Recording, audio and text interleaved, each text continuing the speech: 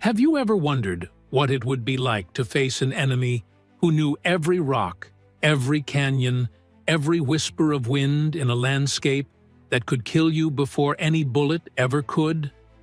An enemy so skilled in warfare that entire armies vanished into the desert, never to return, while their pursuers found only silence and sand.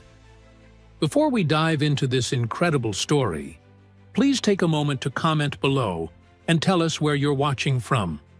Your support means everything to us as we continue to bring you these hidden chapters of history. And if you haven't subscribed yet, please hit that subscribe button now.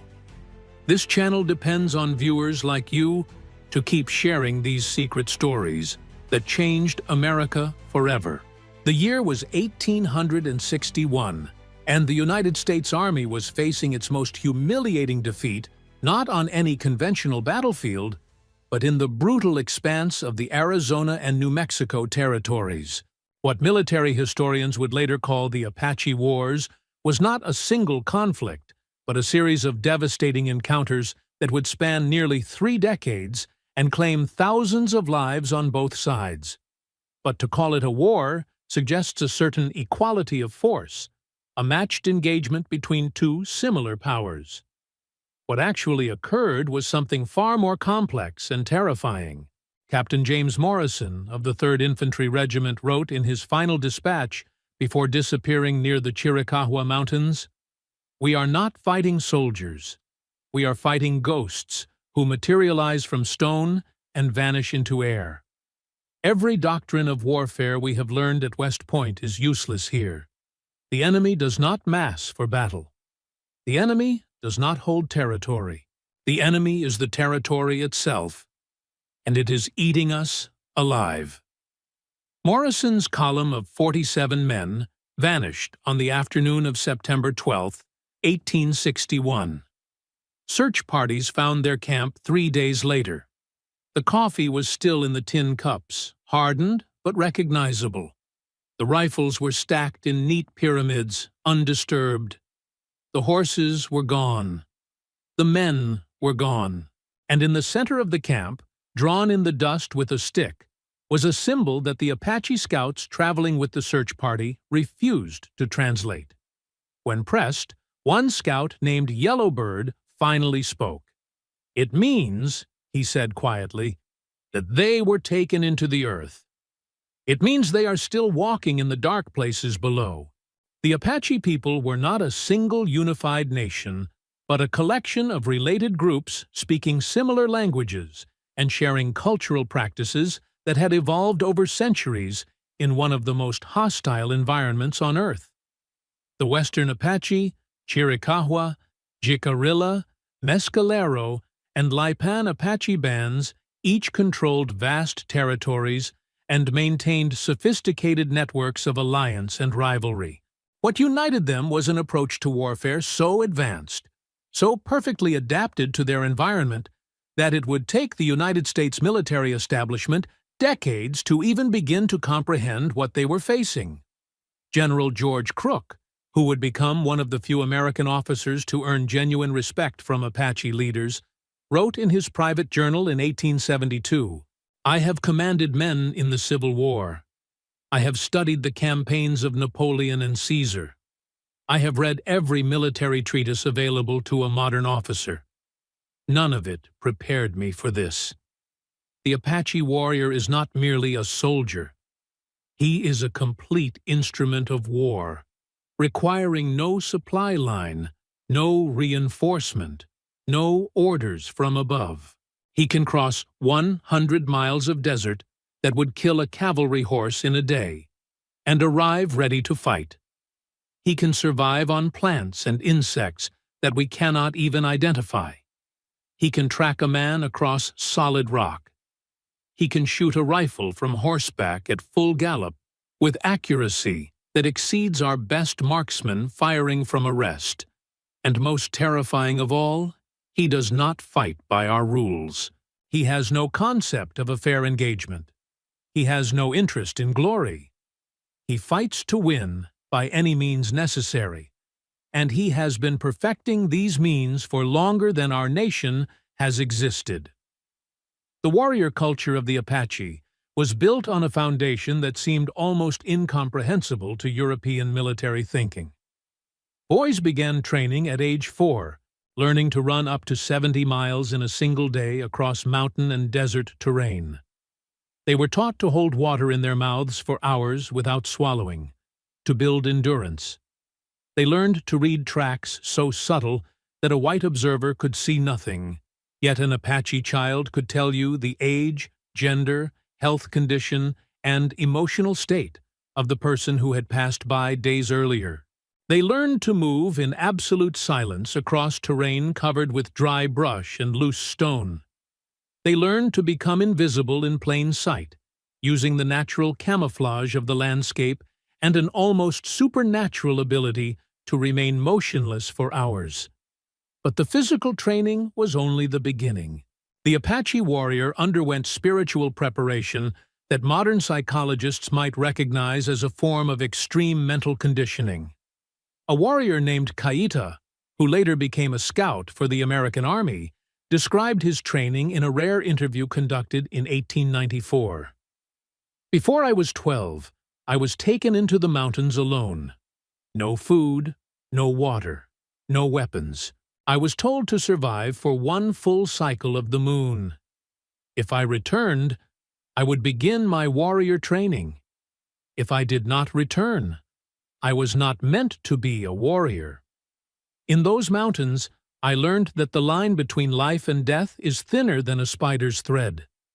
I learned that fear is just wind. It cannot hurt you unless you give it power. I learned that a man can eat his own death and survive, if his spirit is strong enough. When I came down from that mountain, I was no longer a child. I was something else, something that does not die easily." This was the enemy that the United States cavalry encountered when they pushed into the Southwest Territories, an enemy that had been shaped by one of the most unforgiving landscapes on Earth into something that seemed more like a force of nature than a conventional military opponent. The first major engagement that would reveal the true scope of the challenge came in July of 1862 at Apache Pass, a critical water source in southeastern Arizona that both armies and Apache bands needed to control. Lieutenant Colonel Joseph Walker was leading a column of 126 cavalry troops through the pass, confident in their numbers and firepower.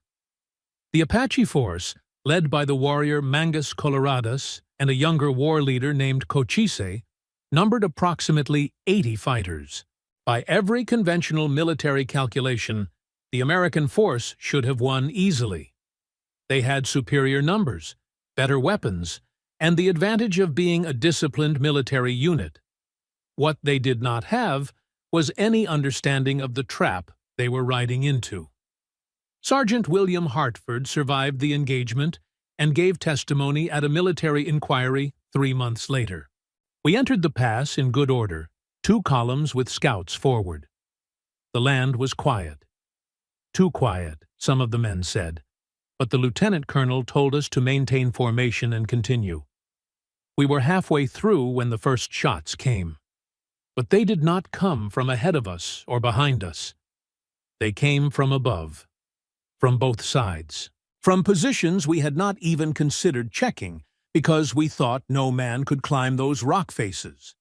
The Apache warriors were firing from elevated positions that gave them perfect angles on our column, while we could barely see them. Our return fire was wild, desperate. We hit nothing but stone. They hit us with almost every shot.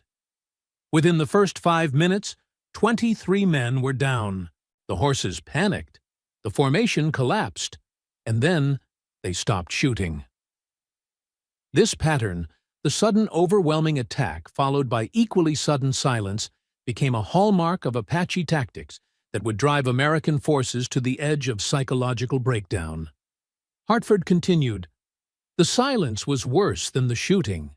We waited, watching the rocks, watching the shadows, knowing they were still there but seeing nothing. Then The lieutenant colonel ordered us to proceed. We made it perhaps 200 yards before they opened fire again. Another 15 men fell. Then silence again. This happened 6 times as we tried to move through that pass. They were not trying to kill us all.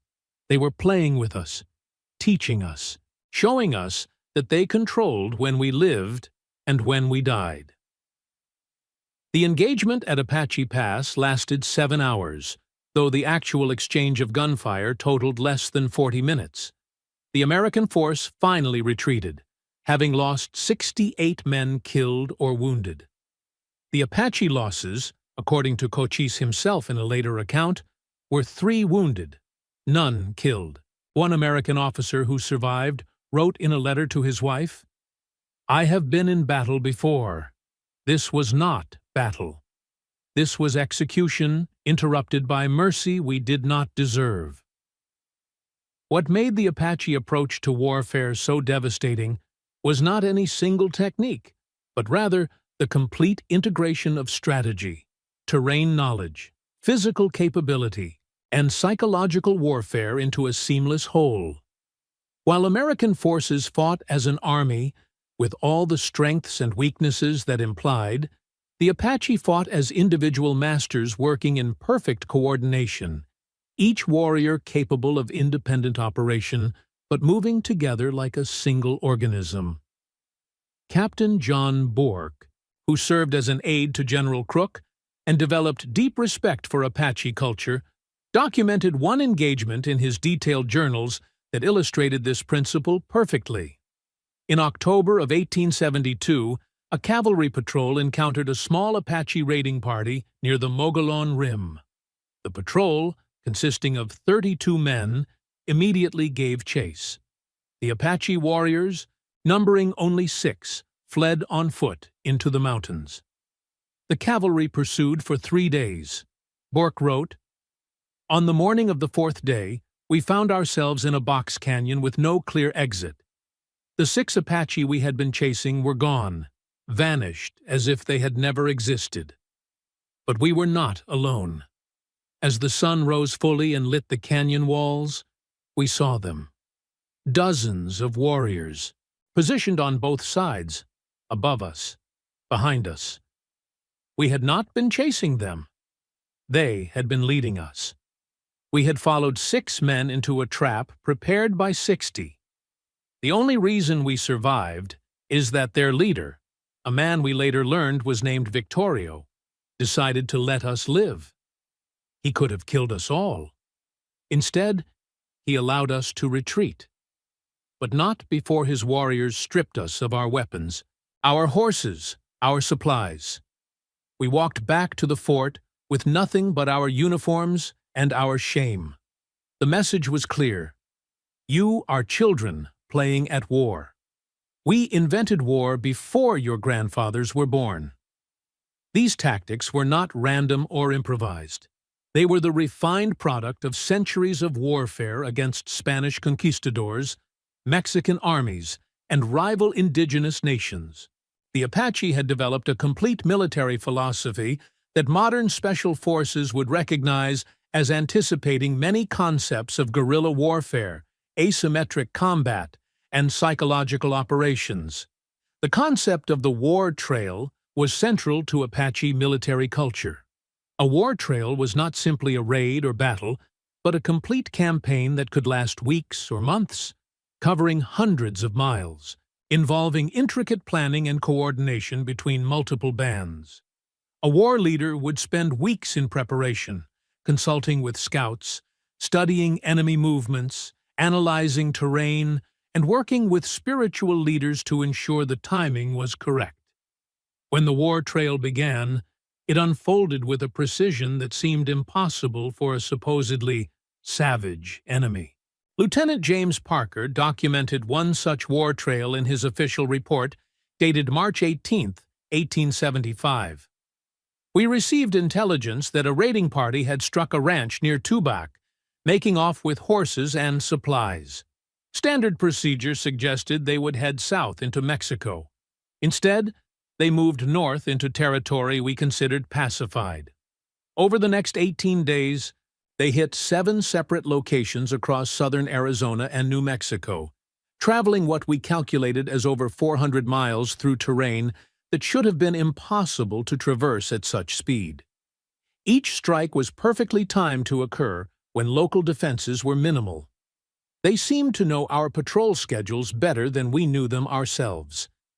When we finally caught up to them, or rather, when they decided to let us catch up to them, we found the horses grazing peacefully near a water source, and no sign of the raiders. One of my sergeants found a message scratched into a rock in Spanish. "The land keeps what the land is given." We never recovered a single item from those raids. Everything they took simply vanished into the desert as if it had never existed. Itzut, the ability to move rapidly across vast distances while remaining invisible, was perhaps the Apache warrior's greatest tactical advantage. A war party could travel 50 to 70 miles in a night, moving through darkness with absolute confidence across terrain that white soldiers could barely navigate in daylight. They used networks of cached supplies hidden in countless locations throughout their territory, allowing them to operate for extended periods without the vulnerable supply trains that American forces required. Water sources that did not appear on any map were known to every Apache warrior, passed down through oral tradition with exact instructions on how to find them, even in the darkest night or worst sandstorm. But it was the psychological dimension of Apache warfare that truly broke the spirit of American forces. The Apache understood that defeating an enemy's will was more important than destroying his body. They developed tactics specifically designed to create terror, confusion, and demoralization. The practice of counting coup, adopted and adapted from Plains Indian traditions, took on a particularly sinister aspect in Apache warfare. But where Plains warriors might touch an enemy to prove bravery, Apache warriors would sometimes enter American camps at night, moving through sleeping soldiers without waking them, taking small personal items, medals, photographs, letters from home, and leaving them arranged in deliberate patterns outside the camp perimeter. Soldiers would wake to find their most precious possessions gone, arranged in symbols and patterns they could not interpret, with not a single sentry having seen or heard anything. Private Marcus Daniels wrote in his diary, later found after his death, "Last night, something came into our camp. We had sentries posted every 20 yards. We had dogs. We had fires burning. This morning, 11 men found their possessions missing.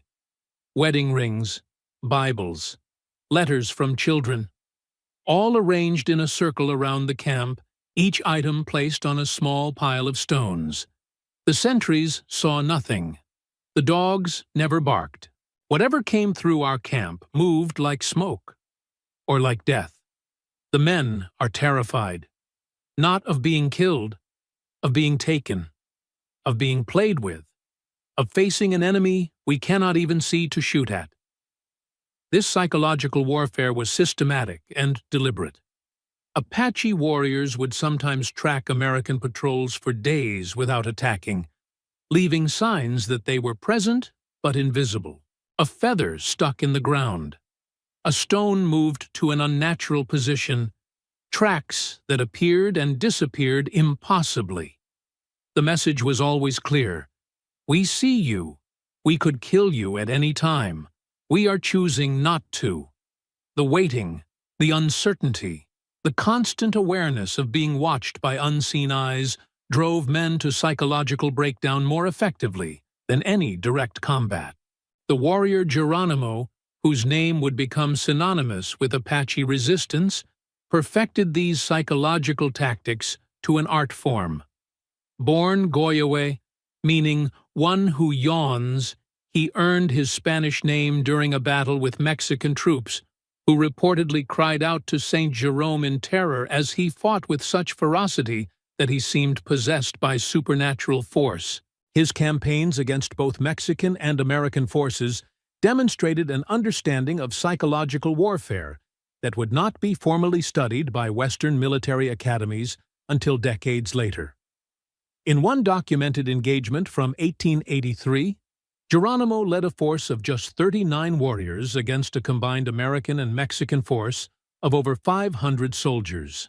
Rather than engaging directly, he split his force into small units that conducted simultaneous attacks across a front spanning 60 miles. Each attack was brief, violent, and perfectly timed to create the impression of a much larger force operating in coordinated fashion across impossible distances. The American commander, General George Crook, wrote in frustration, "We are chasing shadows. Every report suggests hundreds of hostiles. Intelligence indicates major war parties operating throughout the region. Yet when we concentrate our forces to engage, we find nothing. When we split up to cover more ground, small units are hit and destroyed." Geronimo is not fighting a war. He is conducting a masterclass in how to defeat a superior force through misdirection, deception, and the exploitation of an enemy's assumptions. The spiritual dimension of Apache warfare cannot be separated from its practical aspects. Apache warriors believed that proper spiritual preparation could provide protection in battle, enhance physical abilities, and grant insights into enemy movements. Power, or DEA, could be obtained through vision quests, rituals, and the guidance of medicine men. While modern observers might dismiss these beliefs as superstition, their practical effect on Apache fighting capability was undeniable. A warrior who believed he was spiritually protected fought with a confidence and ferocity that made him genuinely more dangerous. The rituals and preparations created mental states that modern psychology would recognize as highly effective for combat, focusing concentration, eliminating fear, and creating absolute commitment to the mission. Medicine men played a crucial role in warfare, advising leaders on tactics and timing, conducting ceremonies before major engagements, and treating wounded warriors with knowledge of desert plants and healing practices that often proved more effective than the medicine available to American soldiers. Lieutenant John Bigelow documented a case where an Apache warrior survived a wound that military doctors said should have been fatal, treated only with desert plants and traditional methods. When Bigelow asked the warrior how he survived, the response, translated through an interpreter, was, "Your medicine fights the wound. Our medicine makes peace with it. The body knows how to heal. We just help it remember." The Apache also demonstrated sophisticated understanding of intelligence gathering and counterintelligence. They developed extensive networks of informants, some willing, others coerced, that provided information on American troop movements, supply schedules, and strategic plans. Conversely, they were experts at feeding false information to American scouts and spies, leading forces into ambushes or simply wasting their time and resources chasing ghosts. A particularly sophisticated example of this came in 1877, when a young warrior named Nana, despite being in his 70s by some estimates, led a campaign that embarrassed the United States Army so thoroughly that official reports were classified for years to avoid public knowledge of the humiliation. With a force that never exceeded 40 warriors, many of them elderly or wounded from previous conflicts, Nana conducted a campaign across New Mexico and Texas that spanned 2 months and covered over 1,000 miles. During this campaign, Nana's force engaged American troops in 8 separate battles, killed between 30 and 50 soldiers and civilians, captured over 200 horses, and eluded pursuit by over 1,000 American soldiers and countless civilian militias. The secret to his success was not supernatural ability, but rather perfect knowledge of the terrain, brilliant use of intelligence networks, and the systematic exploitation of American military doctrine's predictability. Captain Carroll, who participated in the pursuit, later testified, "We chased Nana for 60 days. We had superior numbers, better weapons, fresh horses, and supply lines. We should have caught him within a week. Instead, he led us across every piece of hostile ground in the territory, hitting us when we were exhausted, vanishing when we concentrated our forces, reappearing where we had already searched. The men began to believe he could not be caught because he was not fully human, that he had made a pact with desert spirits. The truth, which I only understood later, was more frightening. He was simply better at this than we were. He had been fighting in that desert since before I was born. He knew every rock, every spring, every trail, every hiding place. And he knew us. He knew how we thought, how we moved, how we reacted. He played us like a fiddle, and we danced to his tune until we were too exhausted to dance anymore." The final major Apache war leader to continue armed resistance was Geronimo, whose last campaign lasted from 1885 to 1886 and required 5,000 American soldiers, 500 Indian scouts, and hundreds of Mexican troops to finally convince him to surrender. Even then, Geronimo was never defeated in battle. He surrendered on his own terms, and many historians believe he could have continued fighting indefinitely had he chosen to do so. The circumstances of Geronimo's final surrender remain one of the most debated topics in Apache history. On September 4, 1886, Geronimo met with General Nelson Miles at Skeleton Canyon, Arizona. What was said in that meeting has never been fully documented, but the result was the surrender of the last major Apache resistance force. However, what happened after the surrender revealed a darker truth about the entire conflict, one that military historians and government officials worked for decades to suppress. Lieutenant Marion Mouse, who was present at the surrender, kept a private diary that was only discovered in 1953, locked in a trunk in his family's attic.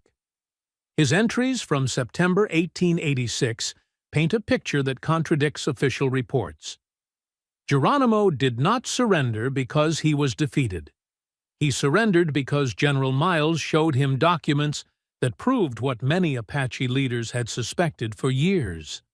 The raids, the conflicts, the seemingly random violence that had characterized the Apache Wars were not random at all. They were being systematically provoked.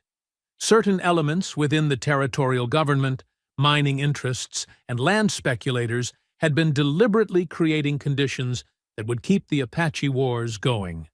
As long as the territory was considered hostile, certain valuable lands could not be opened to homesteading or legitimate settlement. As long as the wars continued, military contracts for supplies, horses, and weapons continued to flow. Geronimo was shown documents proving that several major raids attributed to Apache warriors had actually been committed by white raiders dressed as Apache. He was shown correspondence between territorial officials discussing how to maintain necessary tension in the region. The look on his face when he read those documents, translated by our scout, was not defeat. It was disgust. This revelation, if true, would explain several anomalies that had puzzled military investigators for years. Raids that occurred in patterns that seemed designed to provoke maximum response rather than achieve tactical objectives. Attacks on settlements that held no strategic or material value but would guarantee newspaper coverage and public outcry. The mysterious appearance of modern weapons in Apache hands that could not be explained by captured military supplies. The timing of major incidents that always seemed to occur just as peace negotiations were making progress. But the conspiracy, if it existed, went deeper than simple financial motivation. Captain John Bourke, in classified portions of his journals that were only declassified in 1992, documented something he called the Phantom Program. According to Bourke, A secret unit operating outside normal military channels had been active in Apache territory since the late 1850s. This unit's mission was not to fight the Apache, but to study them, to document their tactics, to capture and interrogate Apache warriors and medicine men, and to extract their knowledge of desert survival, guerrilla warfare, and psychological operations. Bourke wrote, "I was invited to observe the interrogation of an Apache warrior who had been captured near Fort Bowie. What I witnessed was not military intelligence gathering. It was something else entirely. The warrior was not tortured in any conventional sense, but the methods used were designed to break down his mental resistance and extract information about Apache training methods, spiritual practices, and tactical doctrines. The officers conducting the interrogation were not regular army. They wore no insignia. They answered to no local command. When I asked my superior about them, I was told to forget what I had seen and never speak of it again." Later, I learned that similar interrogations were being conducted at multiple locations across the territory. The information gathered was not being used to fight the Apache. It was being compiled into training manuals for a new type of American soldier. The Apache were not our enemy. They were our teachers, and we were stealing their lessons while destroying their people. This would explain one of the most disturbing aspects of the post-Apache Wars period. In the years following the final surrender, elements of Apache warfare doctrine began appearing in American military training programs. The concept of small unit tactics, long-range reconnaissance, survival training in hostile environments, the use of indigenous scouts, the emphasis on physical conditioning and mental toughness, all of these emerged in American military thinking in the decades following the Apache Wars. The United States military had spent 30 years fighting the Apache, and in the process had learned to fight like them. But there was something else being preserved, something that went beyond military tactics. In 1943, during World War II, a classified program was initiated to create specialized units for operations behind enemy lines. These units underwent training that included extended survival exercises in the Arizona desert, instruction in tracking and counter-tracking, and psychological preparation that bore striking resemblance to Apache warrior training. The program was codenamed Geronimo. When American paratroopers jumped into Normandy on D-Day, their battle cry was Geronimo. The name of the Apache warrior who had once terrorized the American Southwest had become a symbol of American military prowess. The irony was lost on no one familiar with the true history. Several veterans of the Apache Wars reported strange experiences in the years following the conflict.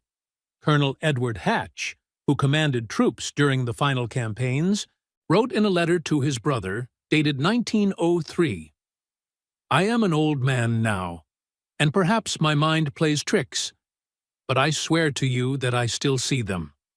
Not in daylight, but in that hour between sunset and full darkness, figures moving along the ridgelines near my ranch.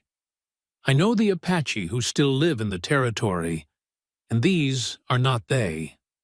These are something else, shadows of warriors who died fighting, perhaps, or maybe just the guilt of an old soldier who participated in the destruction of a people who wanted nothing more than to live free in the land of their ancestors. I do not know, but they are there, watching, always watching." This was not an isolated report. Throughout the former Apache territories, stories began to emerge of unexplained phenomena. Campers who reported hearing war cries echoing through canyons where no one could be found. Hikers who felt watched by unseen eyes. Ranchers who found tracks that appeared overnight and vanished as mysteriously as they came. The indigenous people who still lived in the region would only say that the land remembered what had been done to it, and that some spirits did not rest easily. In 1968, A group of anthropology students from the University of Arizona conducted an unauthorized excavation at a site near Apache Pass, where one of the major battles had occurred. What they found was never officially reported, but one of the students, Maria Gonzalez, later wrote about the experience in a letter to her professor. We found a cave system that extended deep into the mountain. The entrance was hidden, but we found it by following marks on the rocks that seemed to form a pattern. Inside, we found evidence that the cave had been used relatively recently. There were artifacts that could not have been more than a few decades old, mixed with items that appeared to be from the 1800s. Food containers, modern camping equipment, and in the deepest chamber we found something that made us leave immediately and never return. A circle of stones with fresh burn marks in the center. Around the circle, symbols painted on the walls that none of us could read. And in the center of the circle, items that appeared to be from military bases in the region. Dog tags, insignia patches, photographs, all arranged in that same pattern we had seen before. That same spiral that appeared in historical accounts of Apache religious sites. Someone, or something, was still using that cave, still conducting rituals, still watching the descendants of those who had taken their land. The students reported their findings to campus security, who contacted federal authorities. The cave was sealed by order of the Department of Interior, officially to protect Native American cultural sites. No explanation was ever given for the modern artifacts. No investigation was conducted into who might be using the cave. The site was simply closed, buried under official silence. But the stories continued.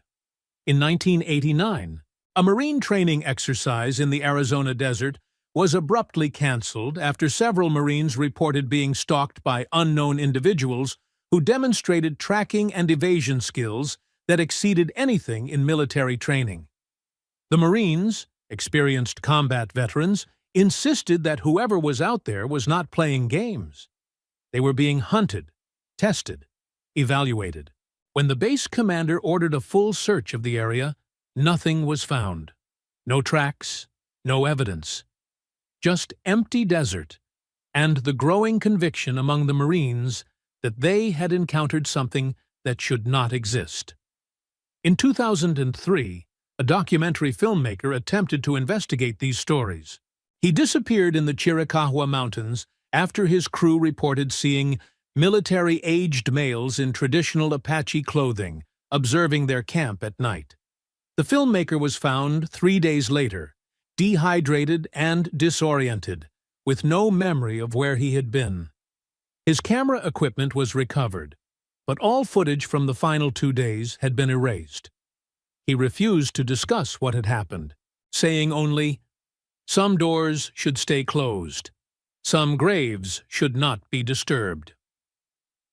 The official position of the United States government is that the Apache Wars ended in 1886 with the surrender of Geronimo. The official position is that all hostile Apache were either killed, captured, or relocated to reservations. The official position is that the Apache warrior tradition died with the last generation that had fought against the cavalry. But there are those who know better. There are forest rangers who have found camps in remote areas that show signs of occupation by individuals with survival skills far beyond what any modern backpacker possesses. There are Border Patrol agents who have encountered individuals crossing the desert who vanish without trace when approached, leaving behind tracks that disappear into solid rock. There are military personnel who have reported training exercises being observed by individuals who cannot be identified despite extensive use of surveillance technology. And there are the Apache themselves, the descendants of those great warriors who smile quietly when asked about these stories. They know what the elders teach in private, away from outsiders. They know that some knowledge was never lost, only hidden. They know that in the deepest canyons and most remote mountains, the old ways are still practiced, still taught, still preserved. not in defiance of the modern world, but in parallel with it. A shadow culture maintaining ancient traditions while living in contemporary society. The warrior Asa Daklugie, nephew of Geronimo and one of the last Chiricahua Apache to die who had actually fought against the U.S. Army, gave an interview in 1955, shortly before his death. He was asked if the warrior tradition had truly ended. His response, translated from Apache, was, "A seed buried in the desert can wait 100 years for rain, and then it blooms. The warrior tradition is not a thing that can be killed by bullets or treaties. It is knowledge, passed through blood and teaching. As long as there are Apache, there will be those who remember. And as long as the mountains stand, there will be places where the old knowledge sleeps, waiting to be awakened if it is ever needed again. You think you defeated us. You only stopped us from fighting. There is a difference." The legacy of the Apache warriors extends far beyond military history. Their approach to survival, their integration of physical conditioning and mental preparation, their understanding of asymmetric warfare, their ability to achieve impossible goals with minimal resources, all of these have influenced modern military doctrine in ways that are rarely acknowledged. Special Forces training incorporates principles that the Apache perfected centuries ago. Survival schools teach techniques that Apache children learned as part of their basic education. The warrior ethos that now defines elite military units has roots that extend back to those desert fighters who once made the United States Army look helpless. But beyond the military legacy lies something deeper and more disturbing. The Apache warriors demonstrated that the human potential for adaptation, endurance, and warfare extends far beyond what conventional military thinking believed possible. They proved that a relatively small number of highly trained, deeply committed individuals could hold off a modern military force almost indefinitely if they possessed perfect knowledge of their terrain and absolute dedication to their cause. This lesson has not been lost on those who study unconventional warfare, guerrilla tactics, and resistance movements around the world. In the shadows of those desert mountains, in the silence of those ancient canyons, the question remains: what else is being preserved? What other knowledge, what other traditions, what other capabilities are being maintained in secret, passed down through generations, waiting for purposes we cannot imagine? The Apache taught the American military how to fight in ways it had never conceived. What else did they teach? What else did they hide? And who guards those secrets now? Perhaps the most unsettling aspect of the entire history is this: the Apache were never truly defeated. They were negotiated with. They were relocated. They were pressured into surrender by overwhelming force and broken promises. But in actual combat, man to man, warrior to soldier, they remained unbeaten. Geronimo surrendered not because he could not continue fighting, but because continuing to fight would accomplish nothing for his people. The Apache did not lose their wars. They chose to stop fighting them. And there is a profound difference between those two outcomes. As we stand here now, over a century after the last shot was fired in the Apache Wars, we must ask ourselves, what did we really win? We took their land, we destroyed their way of life, we scattered their people across reservations far from their ancestral homes, but we never truly defeated them. We never broke their spirit. We never erased their knowledge. We merely pushed it underground into the hidden places where it waits. And in our modern world, where the gap between what governments tell their citizens and what is actually true seems to grow wider every day, where secret programs and classified operations shape history in ways we only learn about decades later, where the manipulation of conflict for profit and power has become almost routine, the story of the Apache Wars takes on new meaning. Were the Apache our enemies? Or were they victims of a system that needed an enemy to justify its own existence? And if that is true, what other conflicts in our history and in our present day follow the same pattern? These are questions that should trouble us, questions that should make us look more carefully at the official stories we are told, the simple narratives of good versus evil that history books provide. The Apache Wars were not simple. They were not a story of civilization versus savagery. They were a complex tragedy born of greed, misunderstanding, racism, and the dark truth that war is often more profitable than peace for those who control the machinery of conflict. As followers of Christ, we are called to seek truth, even when that truth is uncomfortable. We are called to recognize the humanity in all people, even those we have been taught to view as enemies. We are called to question systems of power that profit from suffering and death. The story of the Apache warriors is not just history. It is a mirror that reflects our own capacity for both nobility and cruelty, for both courage and deception. In the book of Micah, we are told what the Lord requires of us: to act justly, to love mercy, and to walk humbly with our God. When we look at the treatment of the Apache people, when we see how systems of power manipulated conflict for profit, while brave men on both sides died in service of lies, we see what happens when we fail to follow this command. Justice was not served, mercy was not shown, and humility was absent from those who claimed moral superiority while committing acts of systematic oppression. But there is hope in the gospel message. Jesus Christ taught that all people, regardless of their tribe or nation, are loved by God. He taught that the meek shall inherit the earth, that the last shall be first, that those who seek power through violence and oppression will ultimately fall, while those who suffer with dignity will be exalted. The Apache warriors, who fought with honor to defend their people and their land, who showed mercy even to enemies who showed them none, who maintained their spiritual traditions in the face of attempts to destroy them, exemplify qualities that Christ himself would recognize as righteous.